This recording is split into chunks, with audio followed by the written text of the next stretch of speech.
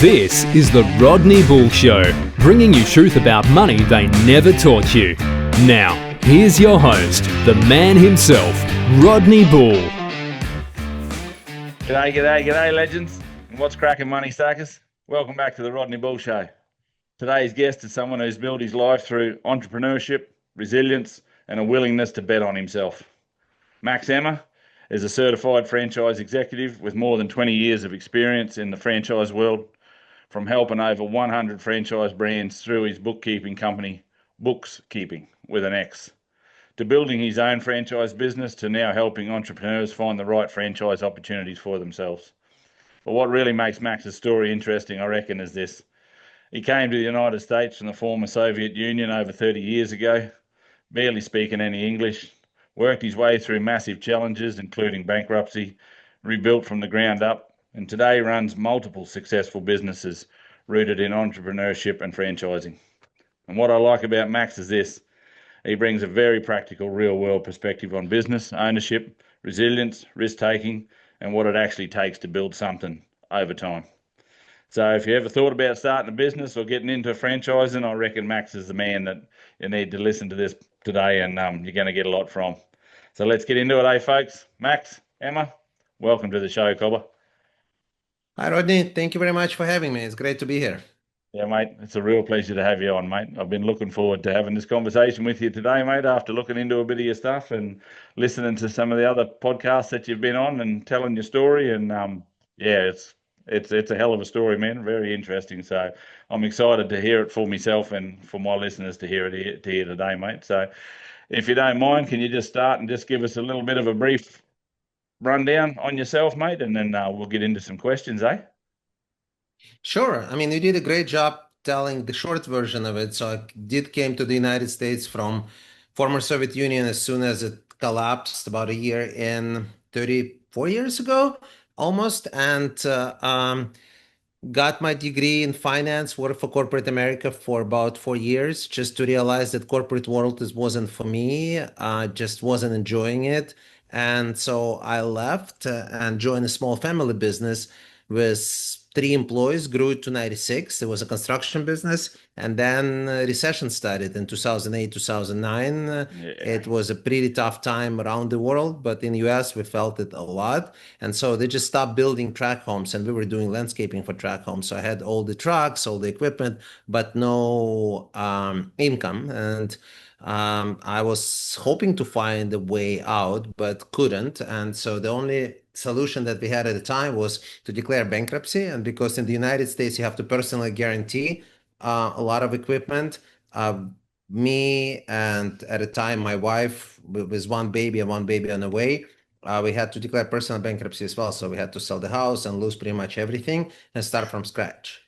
And so we did start a landscape maintenance company, which we got lucky, honestly, now that I remember it, that nobody was hiring at the time, because I was ready to just say, you know what, maybe entrepreneurship is not for me. I should just give it up and go work again for somebody and, build my career in the corporate world. And I almost was ready to do that, but nobody was hiring. I mean, it was just complete freeze. People were losing jobs left and right.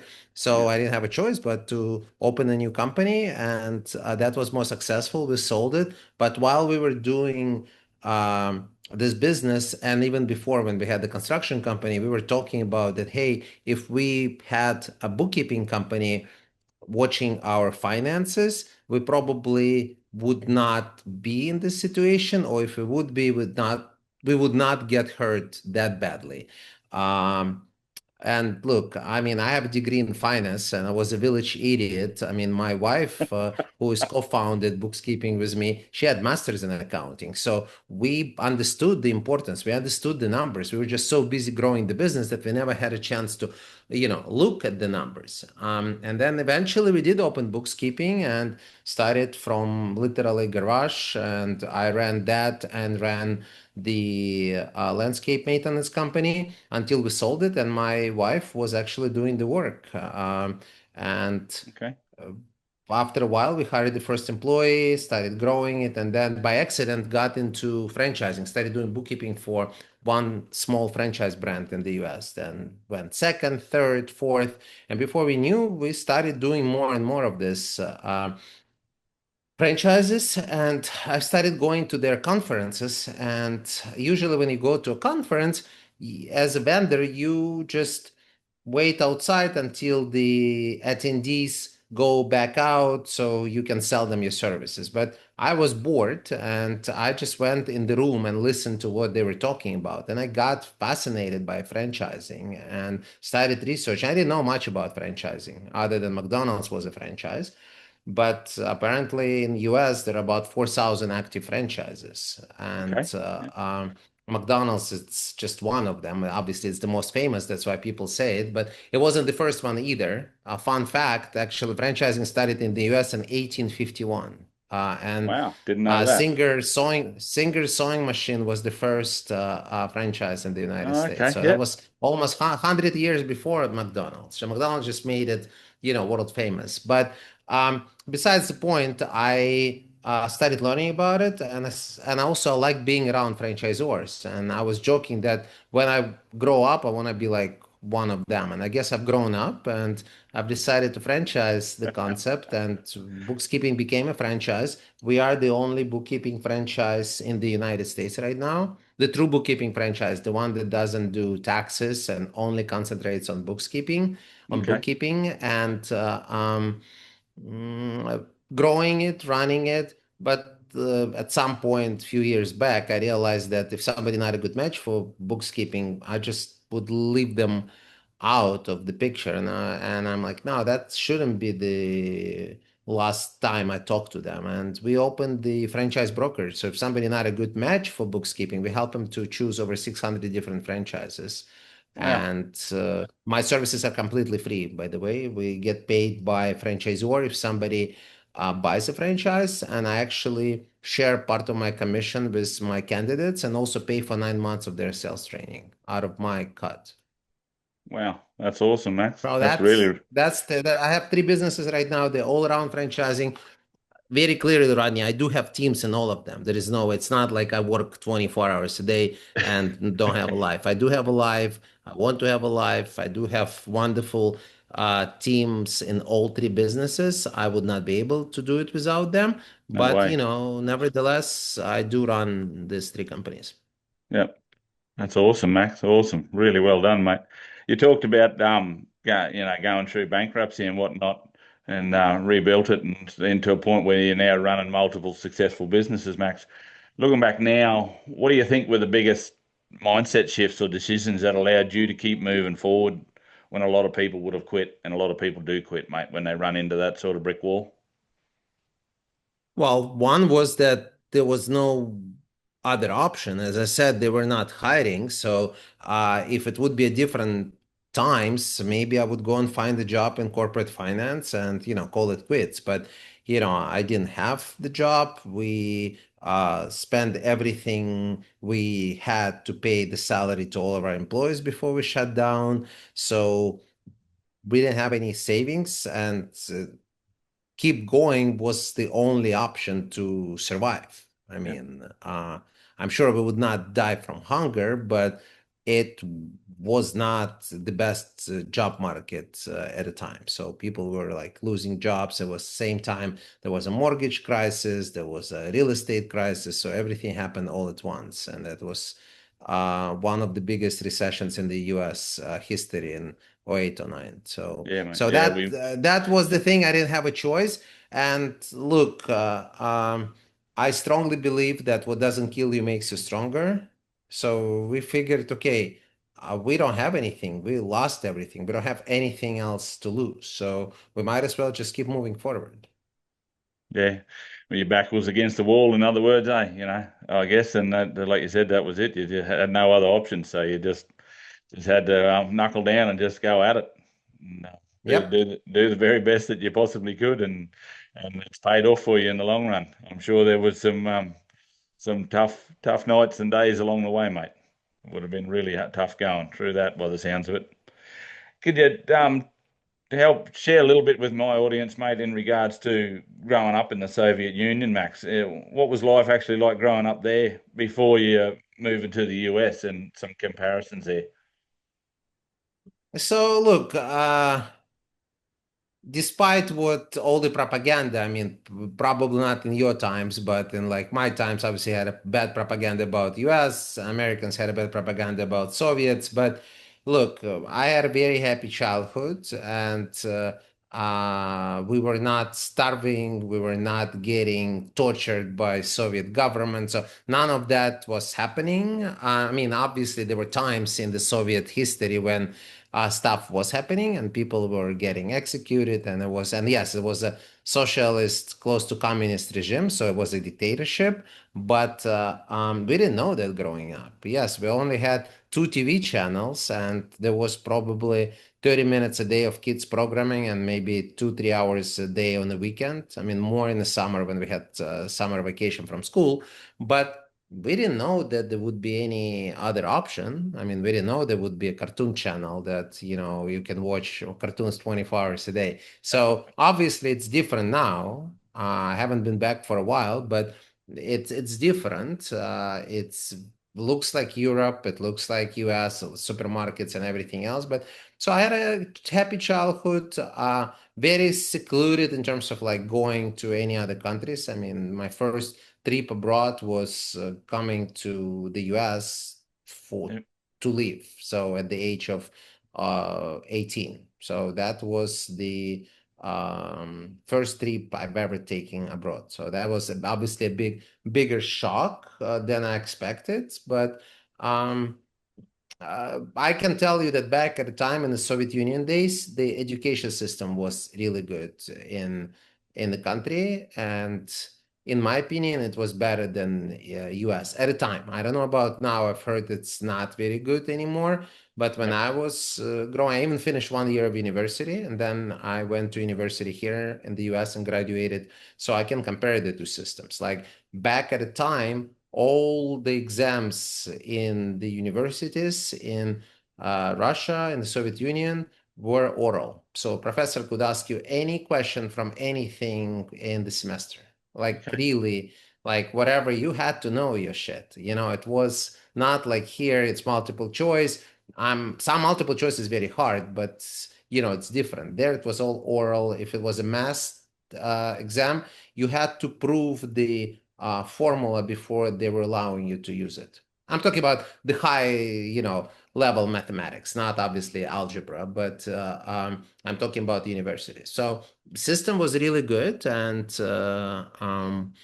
but US definitely opened up a lot of doors. And when I came here and started my education, when people were telling me that not everybody has opportunity, I call them on that and I say, hey, look, I came with nothing, no English, and I was able to get a great job, and I actually even got a job on Wall Street just to prove my professor wrong, because he said the Wall Street not going to hire even a good student from San Diego, because they only hire from certain schools. I'm like, well, let's see if they will. And then I just went my last spring break and applied, found a recruiter, and I got an offer from Lehman Brothers. But then I also got an offer from a very large corporation in San Diego, and I decided to stay here where my family was. So I did not move. But, so when people tell me the US is not for everybody and not everybody has equal opportunities, I say it's bullshit. I mean, it's if you work hard, if you know what you want, if you're not afraid to take risks, you can do it. Yeah, well, you proved it, Max. You really definitely proved it, and I tip me out to you, mate. That's some grit right there, mate, to make sure that you could prove them wrong. And I agree with you, mate, 100%. Like there's opportunity out there for all of us. You just got to make the choice to step up to the plate and have a crack at it, eh? And pursue them things that interest you and think turn you on to the point where you want to really get into it and make something of it with your life. Yep. I'm still work in progress, Rodney. So I'm not haven't proved anything yet. I have a ways to go. So, let's Makes two talk of in a us, few mate. years. Makes two Let's of us. I'm yeah. not sure how old Yeah. you are, Max, but I'm 50, mate, and so I'm still a work in progress too, mate. I've been on a real journey of education throughout my life across many different sectors, totally different to you, mate. I grew up in the bush and on a big cattle property in Western Queensland, and then worked in a lot of agriculture and farming industry, and then got into exploration drilling, and then spent the last 23, 24 years in the mining game, doing all sorts of types of mining, open cut and underground mining, and currently work in a big open cut coal mine, operating big machinery, and so totally different world to yours, but been on a real journey the last 6 years or so now, digging in big time into the financial system and understanding it, because like you just said, talking about education systems, they're just rubbish these days. They really are. They're just a joke. And I know in my time, never got taught anything about money at school, and I think it's very detrimental to people that, for whatever reason, that seems to be kept from us. And even things like what you've gotten into with franchise and Max, like that's a part of the financial system, and a part of money and understanding money, and none of it's taught to us, mate. And why is that when it's such a big important part of our lives? It controls everything in our lives, really, when you look at it. Yep, 100%. Sure. So you climbed the corporate ladder successfully, mate, and you reckon you decided to leave that and go chasing entrepreneurship and building your own businesses. Was it exciting, or was it really terrifying, Max? And what did entrepreneurship give you that life couldn't through corporate life? Are you talking about like entrepreneurship in general after leaving corporate America and becoming my own boss? I mean, Yeah, yeah, mate, this yeah. is the one you're talking about. Well, I mean, I don't know if it was terrifying. I mean, I've done it by choice. I gave him a 2 week notice and, left, which nobody understood why I was doing it because at this time, this company was growing like crazy and the stock was splitting every 3 to 4 months. And I had stock plan and everything else and bonuses. But I just said, you know what? If I'm not going to do it now, while I'm young and don't have a family, I just had a girlfriend at a time who later became my wife. I probably never gonna do it. So that was my decision. So I wasn't scared, but I remember that in the beginning I did not have any income while I was learning and growing the business. So we were living at her part-time job, being a teacher assistant while she was getting her master's degree. So it was, pretty interesting to say the least when you go from decent income working for a large corporation, you're going to zero, and you really have money to pay the rent and pay for food, and that was pretty much it. I mean, that changed once the company started growing, so but in the beginning it was interesting, but I wasn't scared. I was just looking at, okay, that's part of the deal. I mean, it's part of paying the dues. Yep. Just gotta find your way through it, eh? Yep. Yep. Yeah, for sure.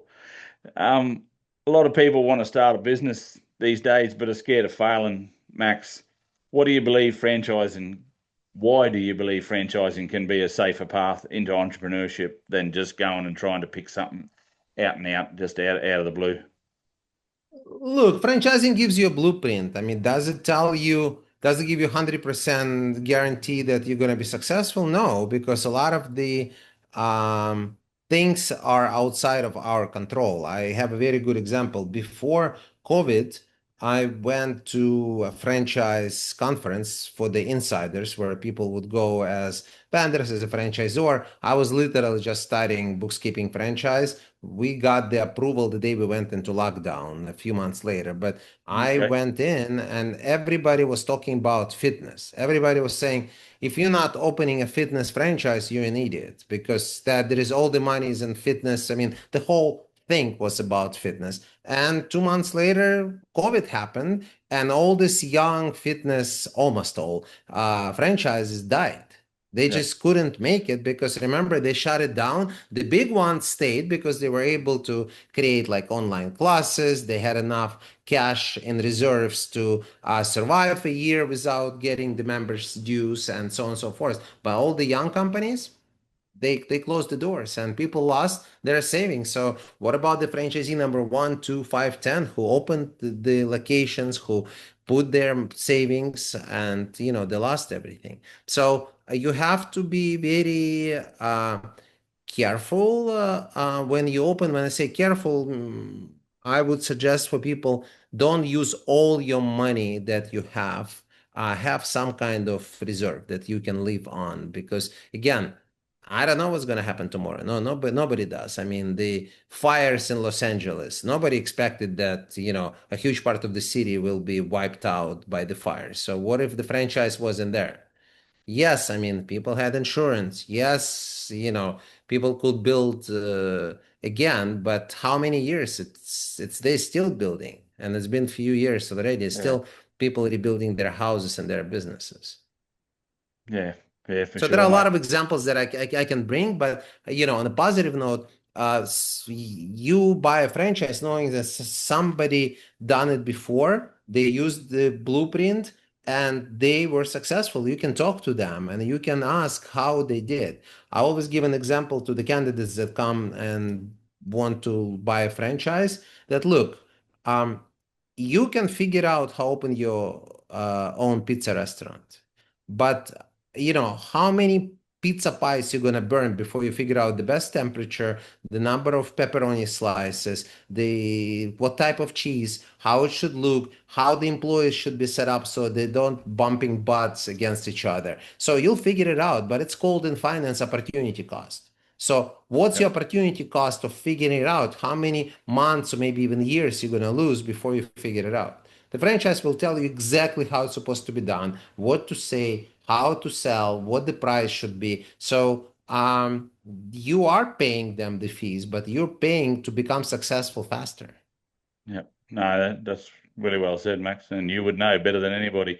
Throughout your experience, mate, who do you reckon franchising actually best suited for?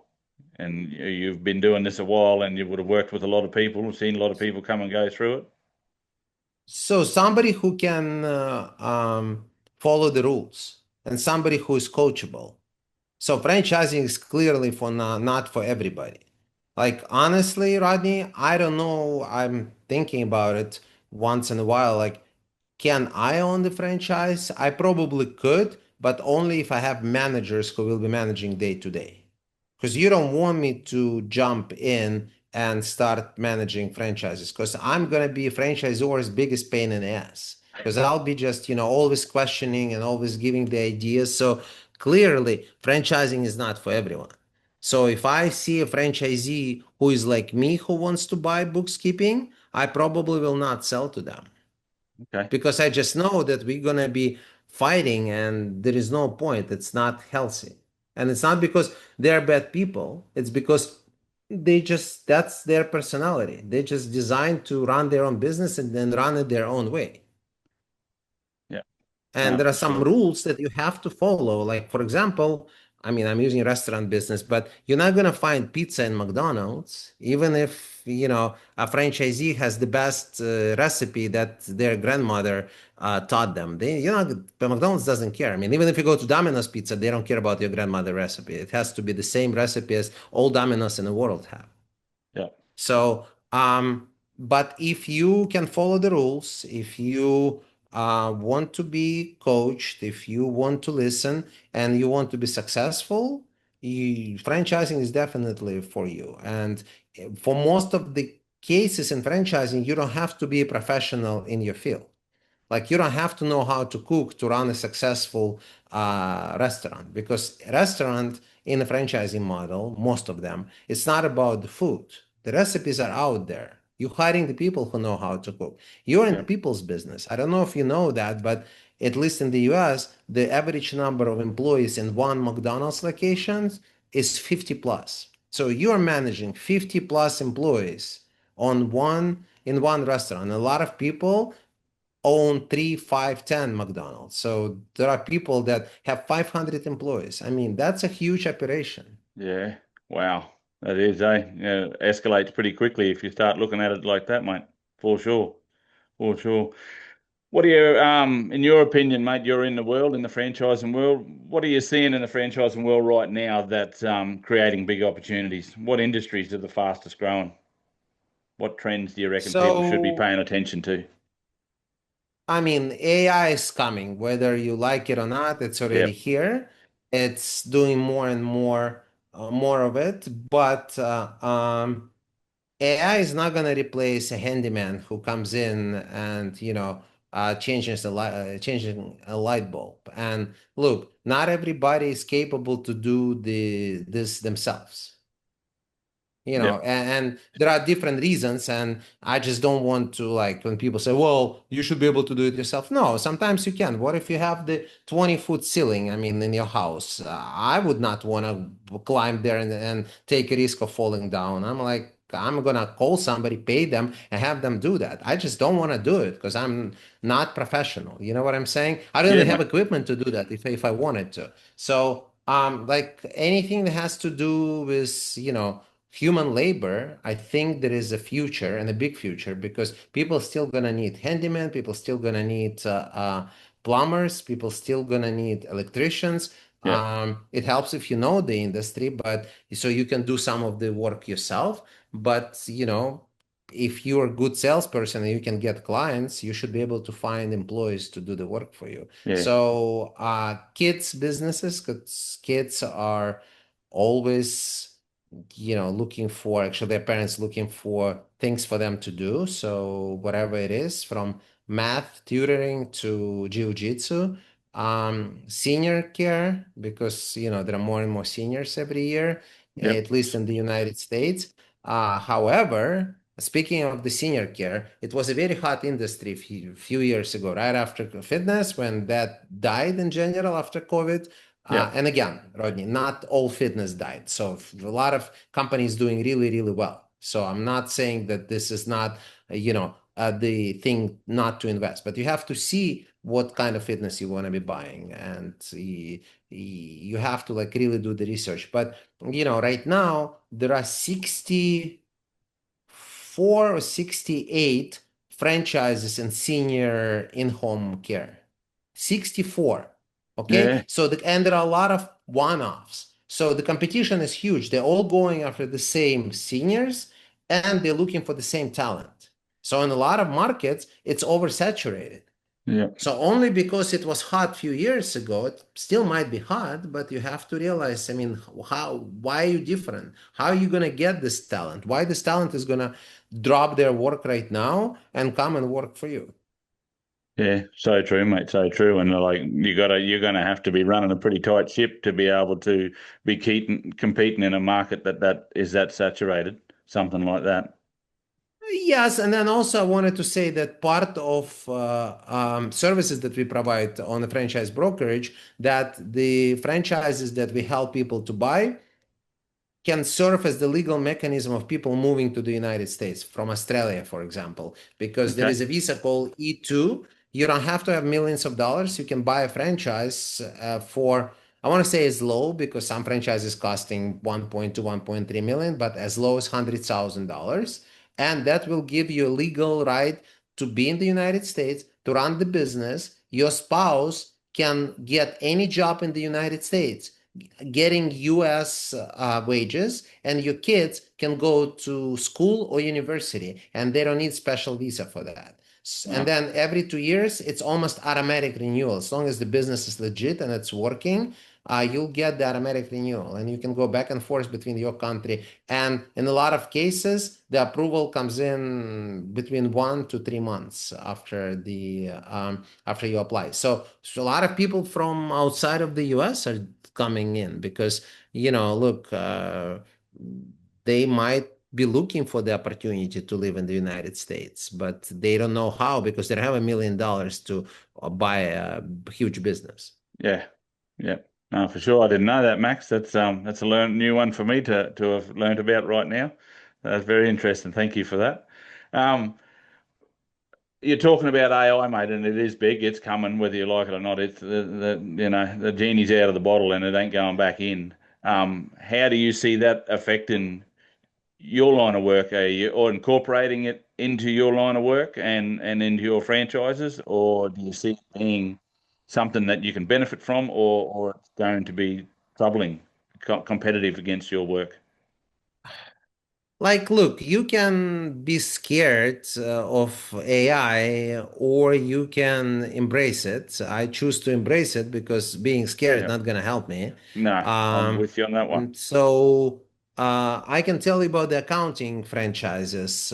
So what was taking us, for example, 5 hours is now taking us 2 to 2.5 hours. But what we're doing at bookkeeping, we are passing on the saving to our clients. Yep. Okay, That's and a lot awesome. of competition, they keep increasing their prices, so it was great for their revenue, but in the long term it's not healthy because at some point customers going to figure it out that, hey, I'm overpaying because they're not spending that much time doing it. So No. while it's lasting, it's great, but at some point people will figure out, okay, you know what, let's see what's out there, and then they'll come to bookkeeping and figure out that we can do it for half of the cost, and then people will jump ships. And I don't want to be a leader just based on the cost. I mean, obviously we provide value. That's why we have clients in practically all 50 states and franchisees in multiple states. But I am passing on the savings, and this way we are increasing our market share. So for me, AI is a friend. I mean, AI is helping me a lot in my journey in me running the businesses. Like I'll give you an example. When somebody wants to buy a new territory, and it's a brand new market for us, and I've never been there, it took me before 5, 6 hours of research, figuring out what would be the best area. Because people are like, well, I want to include this zip code, but I don't want to include this zip code, and I have no idea because I haven't been to the city. Call it Houston, for example. I don't know, the difference between these two zip codes. Now with AI, I'm just putting it in, and in 5 minutes, I get the results. Yeah. Literally 5 minutes versus 6 hours. I still have my executive assistants to double check once AI is helping. Now, just for the fun, I ask the same question from different AI. I ask Claude and I ask I ask ChatGPT, and then compare the two and see who's giving me the better results. I Yep. mean, I'm copying pasting, so I don't do any more work. I mean, AI does. But then, I'm getting the best and it saves me 5, 6 hours. Yep. And look, I really appreciate it when I know that I got myself 6 hours today that I can go and walk on the beach and go to gym or spend time with my friends or read a book. Dude, I'll take it any time of the day. Yeah, for sure, Max. And I definitely think that's the way I'm looking at it myself, mate. Like me and my partner, we went over to Thailand last year and done a big 8 day seminar course on AI over there, and had a little bit of a holiday at the same time, and you just got to embrace it, and what it's capable of doing, and being able to increase your productivity and give you time back so that you've got more time for yourself in your own life is a hell of a good thing that's coming to us. And it's changing so fast that you have to just tell yourself there is no way you're gonna know everything. And then, like even 3 months ago, everybody was talking about ChatGPT. Then all of a sudden, Claude became better. Now everybody talking about Claude. But do you really think that Chat, Gemini, and other people and Copilot, they're just sitting and doing nothing? No, they're investing money, and they might get there faster. So the next thing that you and me don't even think right now might come from Gemini. And then everybody says, oh, screw Claude. We're all switching to Gemini. And then, it takes time to switch from one AI to another. So, like, I took classes on chat. I understood chat. I want to call myself not professional, but I'm very comfortable. But now with Claude, I'm learning, and I take 30 minutes every day to, study my AI. Like every day in the morning, I have 30 minutes scheduled to study AI. Do I do it every day? No, because sometimes I get an email in the morning that I have to respond. But I'm using a lot of AI programs that helping me to run my life more efficient. Like for example, I don't type the emails anymore. I use Whisper Flow, and I just talk the email. I can even whisper it,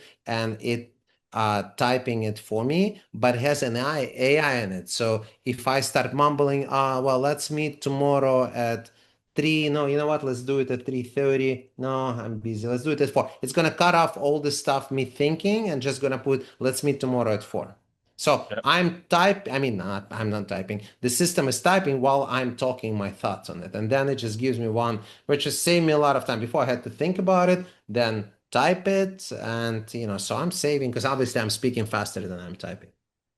Yeah, yeah, it's amazing in that aspect. There's so much to it. There's so much to learn about how to utilize it and how to use it, how to drive it, the prompts that you use for it. So yeah, it's really I'm finding it pretty interesting, and I'm not strong on computers at all, mate. But it's lifting my game, that's for sure. It's forcing me to learn and become better along the way. Um, how do you actually manage running multiple companies with employees spread across 10 different companies, Max? What systems matter the most for you to be able to keep that all under control? You mean 10 different countries? Yeah, not 10 different companies. So I only have three companies for now. I Yes. would kill myself if I had 10 companies. I mean, so Sorry, never my say bad, mate. never, but three is more than enough for me at least right now. Because actually, funny enough, people come to me like, "Hey, let's open this business together." I get it all the time, especially in franchising. Hey, there is a great franchise, and even I right now have couple franchises. I would love to invest. Like I personally, I see the future, but and I get people, my friends, like, "Hey, I'll give the funds. Let's just do it. We're gonna run it together. We just need your expertise." I'm like, I just don't have it. I have to say no as much as I want to. I just don't have enough time to be efficient. But to answer your questions, um, I'm planning my days as much as I can. Again, I've read somewhere that if you don't have a plan, then somebody else will have a plan for you. Yeah, So so true. I So true. try to schedule everything, but also understand that there is no way that I can finish everything that needs to get done. So I have a very strong boundary between personal and business, and like I start relatively early, like around 7 o'clock on average. I'm already, by my desk. But comes 4:30, I close my computer and I go to gym because I know if I don't do that, it'll be 7 p.m. I'm still gonna be in front of my computer. I'm not gonna have dinner yet, and there'll be still more stuff to do. And I can do it. I'm a few years older than you, but I don't have as much energy that I did 30 years ago, so I can do it for 1 2 3 days a week, maybe even 2 weeks, but after a while I'll just get burnt. I'll have to like stop, so the best solution for me is just to understand that you can't make all the money, you can't get it all done. You just have to prioritize, and as long as you get stuff that you plan done, then you're gonna do the rest of it tomorrow or the day after tomorrow. Just find out what priorities are and follow it. Yep. Awesome, mate. How important is leadership and culture when you're working remotely across your businesses like that, Max? Well, culture is huge, and bookkeeping culture, it's not my baby. So I run the business. I started it, and I'm running it with now she's my ex-wife, but yet we started the franchise together after we got divorced. I mean, the Entrepreneur magazine just did an article about us, and they interviewed us because they found it really interesting that the two ex-spouses, instead of using lawyers to get divorced, are actually building something together and building successful franchise. So this is all her baby. She's a PhD, and Elena, that's culture was always big for her, and the team is always joking that I'm the last person who was converted in my own company, because but right now we that's how we find the franchisees, that's how we find employees, make sure that everybody is on the same page. So that's what keeps us as one machine, and one living organ, I would say. It's not even a machine. I mean, this is more than that, because I have teams talking to each other, texting each other on the weekend, and I always live by work hard, play hard. When I'm having fun with my employees, I am having fun. It's like, for example, I have an office in Philippines, and whenever I go and visit them there, we always go to karaoke because people in Philippines love singing. I Yeah. do too, but I have to have more than one drink in me to actually feel comfortable. I mean, they don't usually drink, Bit of but Dutch courage, mate, eh? Bit of Dutch courage. I know. Apparently, there is a video of me doing Material Girl in karaoke. I mean, I'll have to everybody in the look that company up. has seen it except me. No, it's not available. No, no, no. I told them somebody getting fired if they put it on, so it's not on like YouTube or anywhere. But internally, it's being sent. Maybe one day when I get older, I'll say screw with it, and I'm just gonna put it on the website. But I haven't seen it, so I don't know how it looked. But my point is what I'm trying to say. I was having fun with them. They see that the CEO is absolutely a live person. Yes, they were not drinking. I had my bourbon or whatever I was scotch, whatever I was drinking at the time because, I was having fun. It was after hours and they really look at me at the company different. Like, look, if our boss, who's there, like I'm the boss of the boss of the boss, came, all the way to take us out to dinner and go have fun with us, then this is the company we want to work for. Yeah. Yeah, and that's the thing, mate. Showing them that you're a real person, I believe, makes all the difference.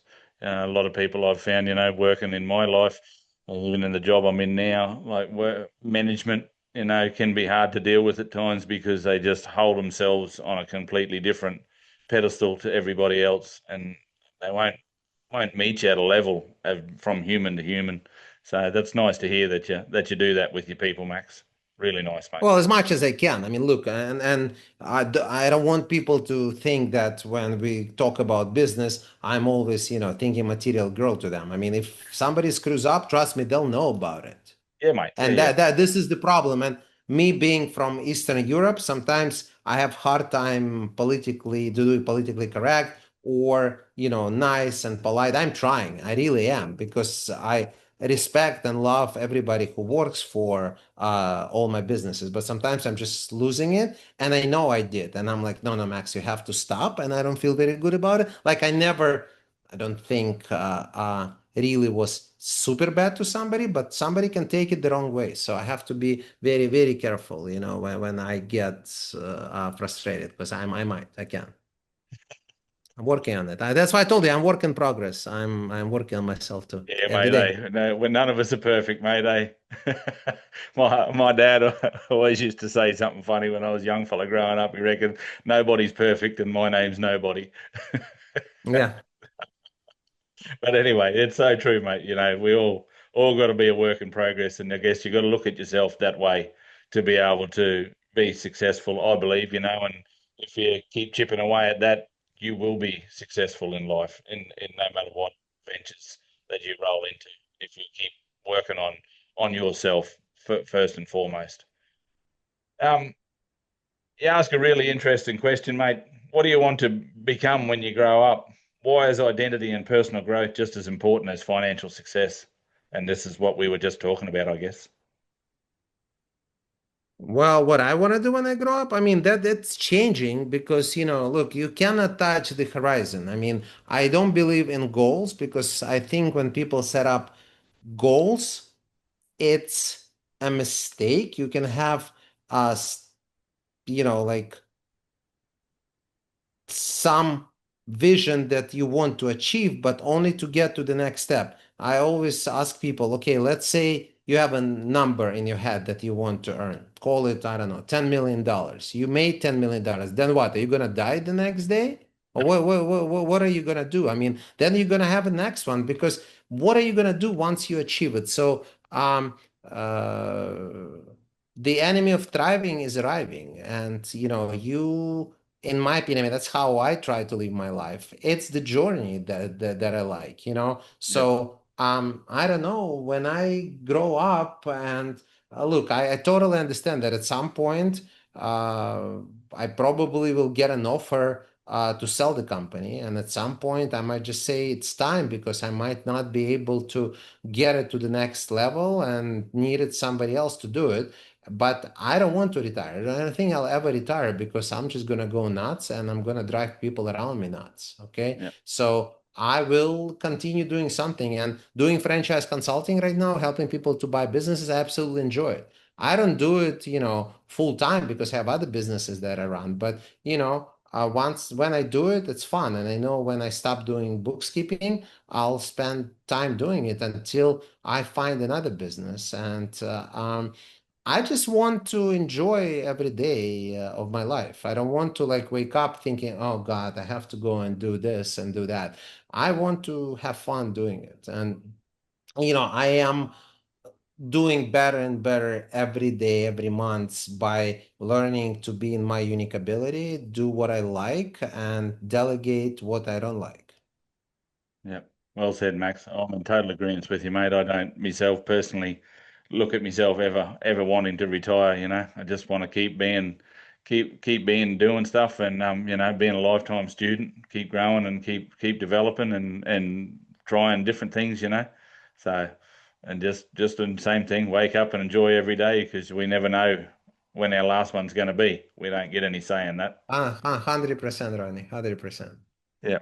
Mate, probably running up on time here, mate, and I really appreciate your time that you donated here today. So I just go one more quick one, mate, if you don't mind, and we'll shut up shop and let you go for the day, Sure. eh? Max, why do you reckon most people fail in business? And because they lack opportunity, or because fear stops them from betting on themselves, mate? Well, I mean, again, it's what we talked about.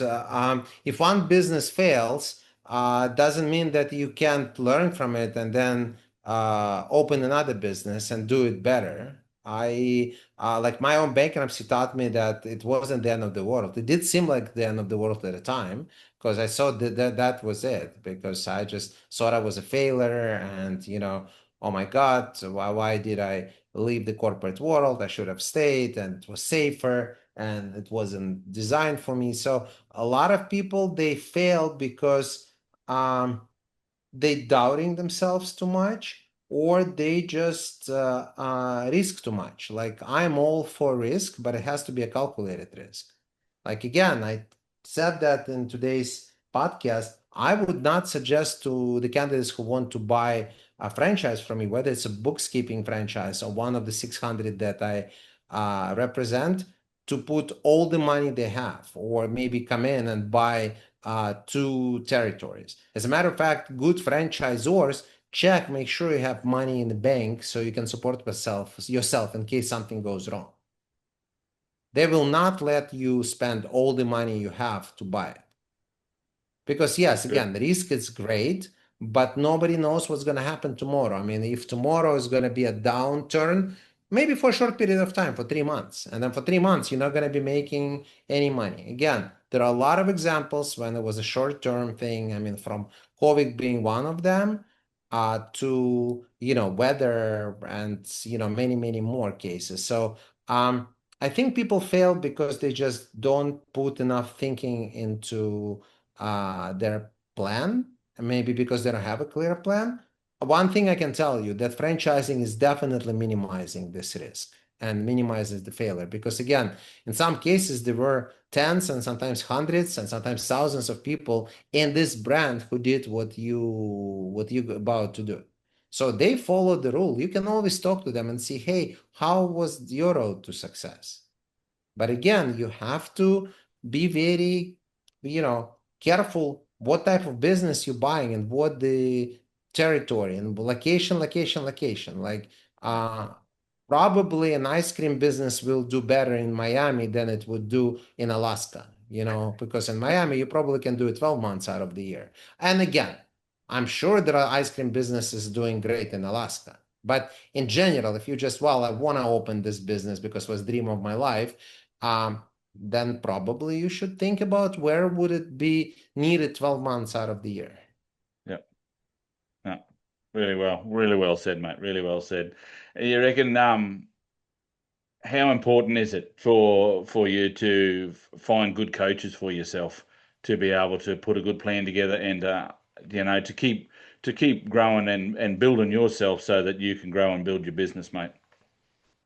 Oh, it's very important. I mean, Michael Jordan wasn't able to win an NBA title until, his coach came to Bulls, and until, Phil Jackson became the coach. I mean, it was the tandem. Yes, Michael Jordan, one of the best athletes, if not the best of all times, arguably. But the coach is huge. I mean, I have coaches that help me to become better all the time. I don't know what I don't know.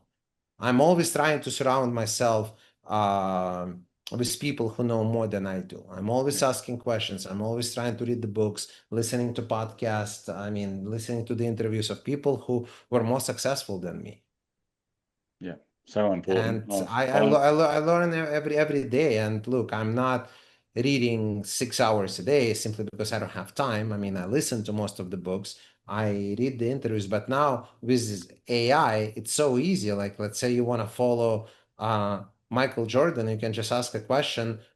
Give me the best quotes by Michael Jordan. I don't know why I'm using him right now, but I'm talking about, I mean, Musk or anybody else in business, Bezos, and AI will give you the summary in literally 2 seconds, and you'll be able to read in 2 minutes versus going and doing the research, finding, and that's how you're supposed to be doing. Just find who you want to follow and follow this person and learn from them, and always get different opinions.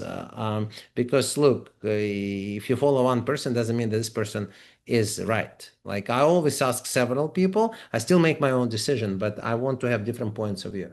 Yeah, it definitely helps you. It gives you that different perspective on things, rather than, because we all just look at things and understand things the way that we see it in our own, through our own eyes and our own perception. So it's really good to get that other points of view from as many people as you can, so you can put all that together to make the best, most informed decision that you can make when you need to make one, eh? Yep. Sure. Awesome, Max. It's been bloody fabulous having you on here today, mate. Thank you for all your wonderful insights and your story to share with the audience today. So what do you reckon, legends? I reckon that was a cracking conversation here today with Max. And I love your very honest and practical perspective on entrepreneurship, especially around franchising, mate. You've educated me a lot here today, eh? I reckon the big takeaway for me, success isn't usually a straight line by any means, mate. She's a bit of a roller coaster ride, just like life is itself, I guess. A lot of ups and downs, eh? So if you've enjoyed this here today, do what you got to do, mate. Follow thank you, Rodney. And I wanted to say that, I always believe in paying it forward. So if I can help anybody, if anybody wants to talk, they can always find me on franchisewithmax.com if they want to talk about bookkeeping for their business, or bookkeeping franchise, or maybe even a different type of franchise, and including coming to the United States legally by buying a franchise. They can just find me on the Franchise with Max, and first they'll talk to the team, and after that I talk to everybody who comes in. So I'm actually talking to anybody and everybody who is contacting us. So so that's going to be the best places for people to find you, Max. That'll be the best place for people to reach out and find you, mate. Franchisewithmax.com is absolutely the best way to get in contact with me. Yep. For sure, mate. I was hoping that you'd be able to plug yourself a bit there and let the audience know exactly where the best place is to find you, mate, and reach out to you, because I think there'd be a lot to learn from having a conversation with you. All right, mate. Thank you for your time today, eh? If you've enjoyed this, folks, all right, thank you, Rodney. Hit the follow button and keep on building, eh? Freedom and legacy people, and keep on stacking. This has been another episode of the Rodney Bull Show, a Rebel Edge production. Please share with your family and friends, and don't forget to like, subscribe, and leave a review.